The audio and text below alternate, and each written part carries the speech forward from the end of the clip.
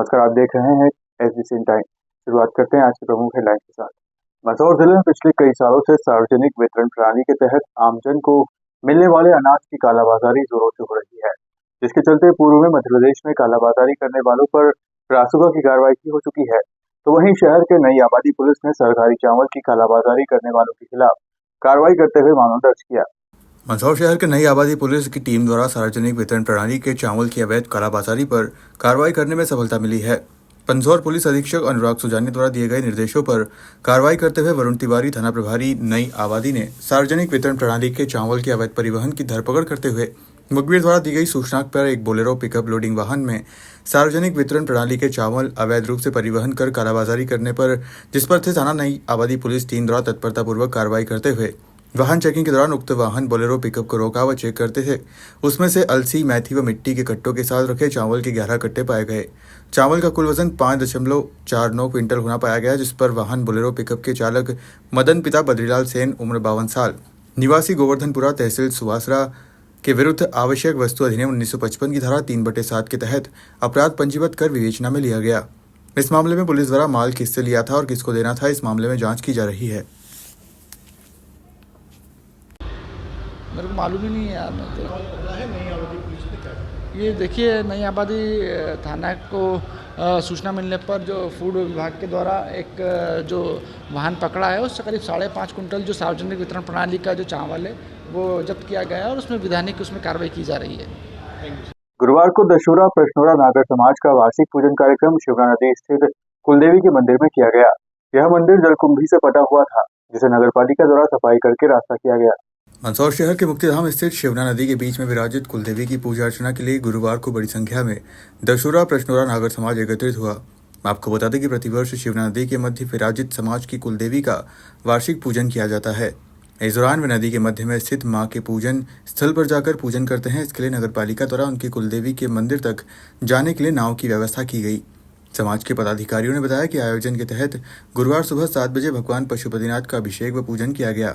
इसके बाद सुबह 8:30 बजे मंदिर से वाहन रैली लेकर मुक्तिधाम स्थित पूजन स्थल शिवना तट पर पहुंचे, जहां सुबह 9 बजे से नवचंडी यज्ञ हवन पूजन किया गया, जिसके बाद महाआरती व इसके बाद महाप्रसादी का वितरण किया गया। इस पूजन के अवसर पर मध्य प्रदेश के उज्जैन, इंदौर, खंडवा, खरगोन, धार, झाबुआ, बड़वानी, भोपाल, बुरहानपुर, राजस्थान, छत्तीसगढ़, महाराष्ट्र, गुजरात, चंडीगढ़ से करीब 5000 श्रद्धालुओं के आने की संभावना है।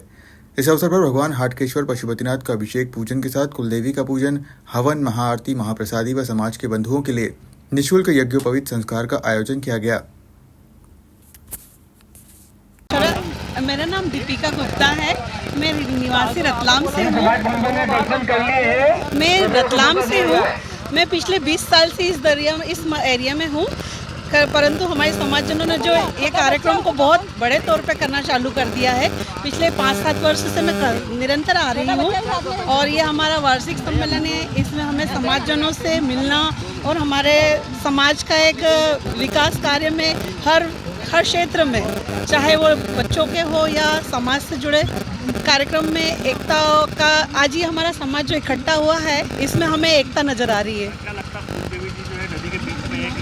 जी सर, हमारे समाज के वरिष्ठ जन जो भी हैं वो इस कार्य को बहुत जल्दी से प्रगति पे लेने के हैं और मंदसौर की राजनीतिक और जो भी है उनसे हमें पूरी तरह से सपोर्ट मिल रहा है और आगे भी हमें मंदसौर के जो भी राजनीतिक क्षेत्र से या कह सकते हैं कि जो भी यहाँ की हमें जो माताजी के मंदिर को निर्माण में जो सहयोग चाहिए, तो हमें उम्मीद है कि मंदसौर के व्यक्ति जो भी वरिष्ठ है वो हमें सपोर्ट और सहयोग पूरी तरह से देंगे। हमें मंदसौर की जनता से भी यही निवेदन है कि हमारे मंदिर को बड़ा करने में हमें सहयोग दे। जी, मेरा नाम मयंक सुगंधी है। मैं इंदौर से आया हूँ। यहाँ पर माताजी की हर वर्ष ज्येष्ठ शुक्ल सप्तमी को यह माताजी का पूजन होता है, जिसमें विभिन्न प्रदेशों से समाज बंधु आते हैं। एमपी, छत्तीसगढ़, राजस्थान, गुजरात, महाराष्ट्र, सभी जगह से लोग आते हैं, माताजी की पूजा अर्चना करते हैं। दिन भर यहीं पर दर्शन करके भोजन प्रसादी भी होता है और काफ़ी संख्या में कम से कम 2 से 2,500 लोगों का ये कार्यक्रम हो जाता है। जाने की व्यवस्था यहाँ पर प्रशासन के द्वारा पूर्ण तरह से सहयोग किया जाता है, जिसमें उनके द्वारा नाव दी जाती है। नाव के द्वारा लोगों को दर्शन कराया जाता है और टोकन सिस्टम रहता है, जिसमें टोकन के द्वारा एक-एक को नंबर से छोड़ा जाता है। हुकुमचंद गुप्ता। बताइए, आप पूजा करने आए हैं कुलदेवी की, किस प्रकार से? हमारे दसोरा नागर समाज के इतिहास जो है वो है मंदसौर से। हमारे पूर्वजों का एक लंबा यहाँ का इतिहास है। मुग़लों के आक्रमण के बाद हमारे लोग यहाँ पर, उनका बड़ी संख्या में नरसंहार हुआ और वो यहाँ से चले गए। 1975 के आसपास यहाँ पर मंदसौर के यहाँ के जनप्रतिनिधियों ने हमारे समाज के जो देश भर में लोग रहते थे उनको बुलाया और यहाँ एक बहुत बड़ा कार्यक्रम हुआ था। उसके बाद हमारे उज्जैन के बंधुओं ने यहाँ पर माँ कुलदेवी का, जो हमारी कुलदेवी यहाँ है, उनके यहाँ पर मूर्ति आया है, उनका पूजन का कार्यक्रम उन्होंने शुरू से प्रारंभ किया। बहुत छोटी संख्या में उस समय आते थे।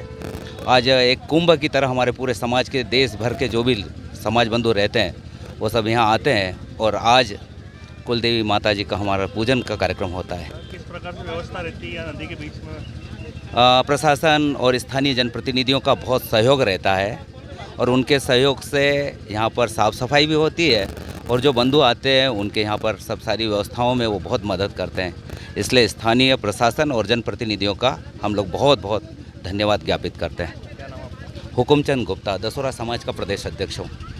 मध्य प्रदेश में 1 जुलाई से नया कानून लागू होने जा रहा है, जिसके चलते मंदसौर जिले के पुलिस अधिकारियों को नए कानून के बारे में पुलिस कंट्रोल रूम पर एक बैठक रखी, जिसमें पुलिस के वरिष्ठ अधिकारियों द्वारा नए कानून के बारे में जानकारियां दी गई। मध्य प्रदेश में 1 जुलाई से नई व्यवस्था लागू होने जा रही है, जिसके चलते पुलिस कंट्रोल रूम पर एडिशनल एसपी गौतम सोलंकी व एसडीओपी नरेंद्र सोलंकी द्वारा नए कानून को लेकर जिले के पुलिस अधिकारियों की कार्यशाला आयोजित कर उन्हें नए कानून के बारे में जानकारी दी गई। आपको बता दें कि पूर्व में कानून में बदलाव के चलते ट्रक ड्राइवरों ने हड़ताल भी की थी, जिसके बाद कुछ समय के लिए कई वाहनों के पहिए थम गए थे। अब 1 जुलाई से लागू होने वाले नए कानून के बारे में पुलिस थानों में विभिन्न अपराधों मामलों में जांच करने वाले अधिकारियों को इस बारे में जानकारी दी जा रही है। वह बदलाव के बाद होने वाली कार्यवाहियों के बारे में प्रशिक्षण भी दिया जा रहा है, ताकि 1 जुलाई के बाद होने वाली कार्यवाहियां नए कानून के हिसाब से ही की जानी है, जिसके चलते लगातार थाने पर लिखापढ़ी करने वाले जांच अधिकारियों को नए कानून के बारे में सिखाया जा रहा है।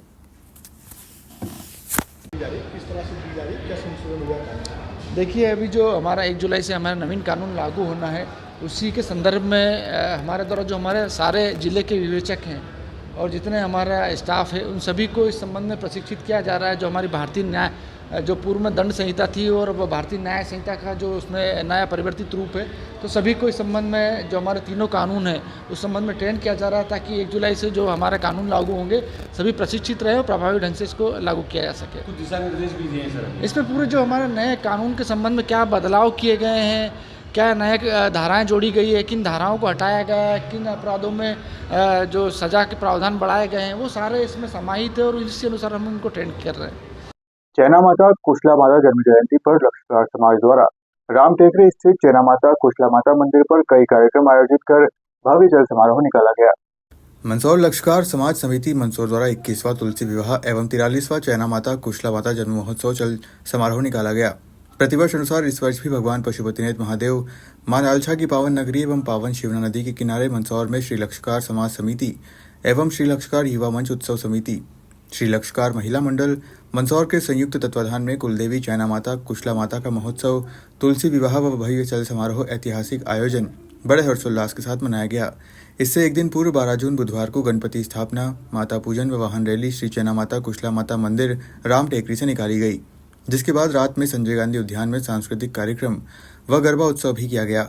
तो वहीं 13 जून गुरुवार मातेश्वरी का अभिषेक, हवन पूजन सुबह 6 बजे माता जी के पूजन, आरती, पोशाक, तुलसी विवाह, ध्वज आदि पूलियों का आयोजन भी माता मंदिर पर किया गया, जिसके बाद सुबह श्री जैना माता कुशला माता मंदिर राम टेकरी से एक चल समारोह प्रारंभ होकर शहर के मुख्य मार्गों से होता हुआ संजय गांधी उद्यान पहुंचा।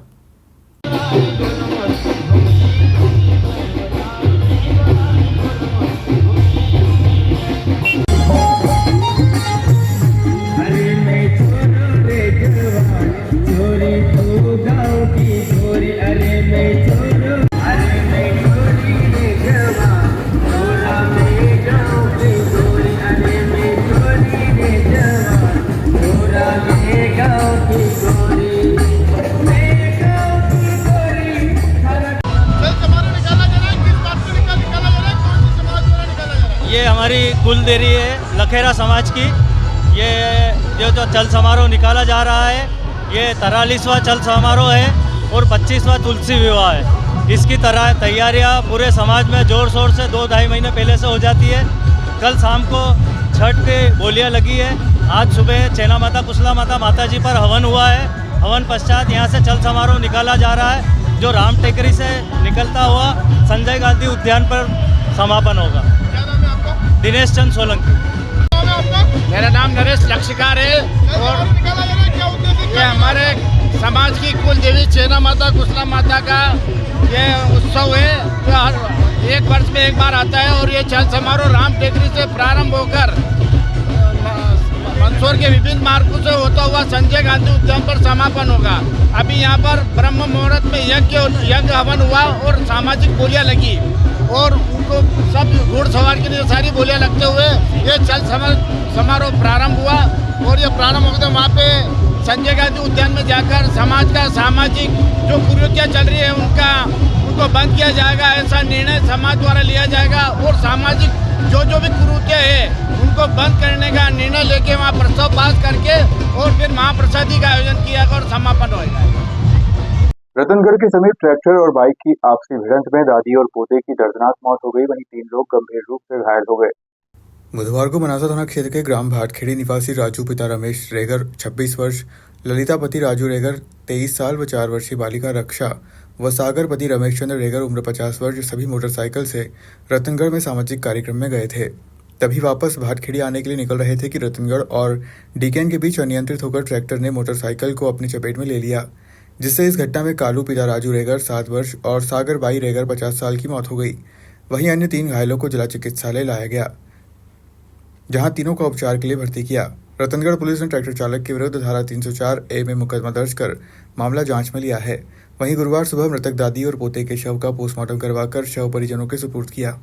मंदसौर जिले के पिपलिया मंडी नगर में रेलवे संपर्क क्रमांक 141 पर आवागमन कुछ दिन पहले पूर्णतः बंद कर दिया है। आवागमन बंद होने के बाद नगर की आधी आबादी सहित लगभग 10 से 15 गाँव के ग्रामीण अब परेशान है। लोगों को परेशानी का सामना करना पड़ रहा है। बिना किसी सूचना के एवं वैकल्पिक मार्ग के बिना मरम्मत कार्य बताकर रेलवे फाटक से आवागमन अस्थायी रूप से बंद किया गया एवं रात्रि में पूर्ण रूप से मार्ग बंद कर दिया। इसके बाद लोगों के विभाग के प्रति खासी नाराजगी है। खैर, शासन द्वारा यहां ओवरब्रिज बनाया गया, लेकिन रेलवे संपार अब भी लोगों के लिए उपयोगी थी, लिहाजा आवागमन चालू रखना लोगों के लिए बड़ी राहत है। ओवरब्रिज का उपयोग अधिकतम बड़े वाहन कर रहे हैं, जिससे कि रेलवे संपार पर ट्रैफिक का लोड नहीं है। खैर, ओवरब्रिज अभी निर्माणाधीन है, फुटपाथ भी नहीं बना, ब्रिज पर लाइटिंग नहीं है, नगर परिषद में हैंडओवर भी नहीं हुआ। साथ ही काफी लंबे समय से रेलवे संपर्क के समीप अंडरपास बनाने की मांग चल रही है, जिस पर उप मुख्यमंत्री जगदीश देवड़ा ने कई बार अंडरपास बनाने का आश्वासन दिया, मगर फिर भी बिना अंडरपास बनाए आवागमन बंद कर दिया गया। अब क्षेत्रवासी काफी आक्रोशित है एवं परेशान है। नाराज लोगों का कहना है कि यह विसंगतिपूर्ण निर्मित ओवरब्रिज बड़े हादसे को निमंत्रण दे रहा है। स्थानीय नगरवासी गुरुवार को रतलाम रेल मंडल अधिकारियों से मिले और ज्ञापन सौंपा। अनुरोध किया कि अंडरपास निर्माण कार्य प्रारंभ करने हेतु आदेश प्रदान करे एवं जब तक अंडरपास नहीं बन जाता तब तक संपर्क क्रमांक 141 पर आवागमन यथावत चालू रखने संबंधित को निर्देश जारी करें।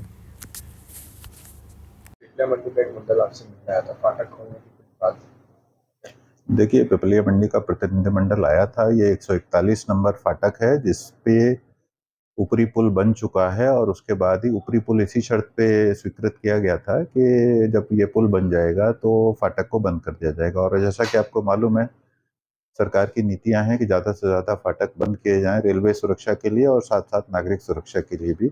उसी के तहत इस फाटक को बंद किया गया है। और चूंकि अब ऊपर का पुल चालू हो गया है तो इस फाटक को अब दोबारा खोलना संभव नहीं है। सर, मंडल द्वारा कुछ आंदोलन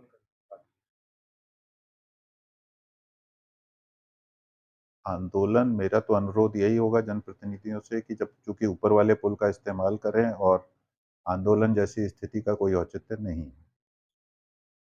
विद्या मंदिर से आप रतलाम डीआरएम मिलना है, क्या कुछ आश्वासन दिया है?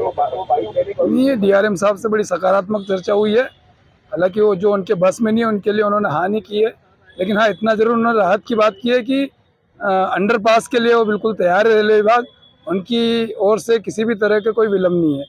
जैसे ही राज्य शासन अपना सैंक्शन करता है बजट और स्वीकृति, वो यहाँ से तत्काल उसके लिए सहमति अपनी स्वीकृति दे देंगे, ऐसा आदरणीय डीआरएम साहब ने बोला है। अब आगे आपकी क्या, तो हम चाहेंगे कि राज्य शासन पे थोड़ा दबाव बनाएंगे। राज्य शासन से प्रकार से दबाव बनाएंगे? दबाव क्या, पहले तो हम अपने जनप्रतिनिधियों से उनके पार्टी के माध्यम से गुहार करेंगे कि आप जल्दी से जल्दी सैंक्शन करो ताकि जनता को राहत मिले, और अगर वो नहीं माने तो फिर अन्य स्टेप भी सामूहिक रूप से अपना सकते हैं। कुछ आंदोलन की भी बात कही है। आंदोलन की स्थिति तब बनेगी जब जनप्रतिनिधि मान जाए, निवेदन स्वीकार कर ले तो अति उत्तम, ऐसी नौबत ही नहीं आए, हम तो ये चाहेंगे। मेरा नाम मुकेश पोरवाल निडर है, पिपला। रतलाम डीआरएम साहब से आज आपने मुलाकात की। डीआरएम साहब ने स्पष्ट मना कर दिया है, अंडर ब्रिज बनाना हमारे इसमें नहीं है। आप राज्य शासन से इसके लिए डिमांड करोगे तो ब्रिज बन सकता है।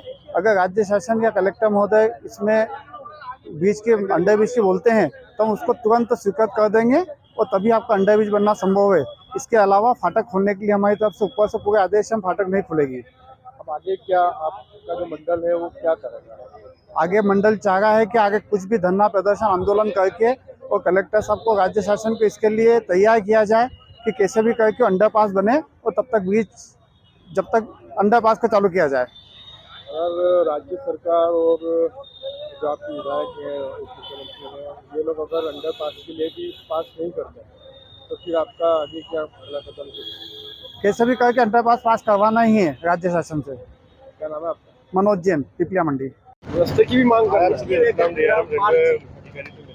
जी हाँ, ये पिपलिया मंडी में जो ब्रिज के पास बना है, ब्रिज भी अभी पूरा नहीं बन पाया है। ऊपर फुटपाथ भी नहीं बनाया, ब्रिज इतना सकड़ा है कि आए दिन वहाँ जाम लगने की स्थिति है। और ये फाटक जो इन्होंने बंद कर दिया, जबकि ब्रिज अभी पूर्ण नहीं हुआ है। ओवर ब्रिज की मांग कर रहे हैं? नहीं, अंडर ब्रिज की मांग कर रहे हैं। ओवर ब्रिज तो बना है, वो भी पूर्ण नहीं हुआ है अभी।